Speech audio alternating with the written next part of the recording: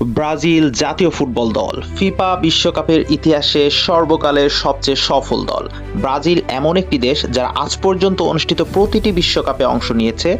Record 5 বার 1958, 1962, 1970, 1994 এবং 2002 সালে বিশ্বকাপ শিরোপা জিতেছে। 1895 সালে চার্লস মিলার নামের এক ইংরেজ নাগরিকের মাধ্যমে ব্রাজিলে ফুটবলের প্রচলন ঘটে। তারপর সারা দেশে ফুটবল মানুষের জীবনধারায় পরিণত হয়। আর্জেন্টিনার সাথে ম্যাচ দিয়ে ব্রাজিলের আন্তর্জাতিক ফুটবলে অভিষেক হয়। ব্রাজিলের ফুটবলে সোনালী যুগ শুরু হয় 1958 সালে। মাত্র 17 বছর বয়সী কিশোর পেলের জাদুকরী পারফরমেন্সে ভর করে ব্রাজিল প্রথমবারের মতো বিশ্বকাপ জিতে। 1970 সালের স্কোয়াডটিকে ফুটবল ইতিহাসের অন্যতম সেরা দল হিসেবে বিবেচনা করা হয়। 1970 সালের পর দীর্ঘ 24 বছরের শিরোপা খরা কাটিয়ে 1994 সালে রোমারিও এবং 2002 সালে রোনালদো, রিভালদো, রোনালদিনহো এদের হাত ধরে আরও দুটি বিশ্বকাপ ঘরে তোলে ব্রাজিল।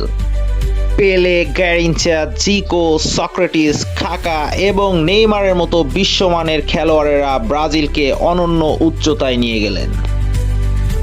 2026 সালে ব্রাজিল কি আবারও 24 বছরের খরা কাটিয়ে নেইমার, ভিনি, রাফিনহাদের হাত ধরে ষষ্ঠ বিশ্বকাপ ঘরে তুলতে পারবে? সেটাই দেখার জন্য চেয়ে আছে ব্রাজিল সমর্থকেরা।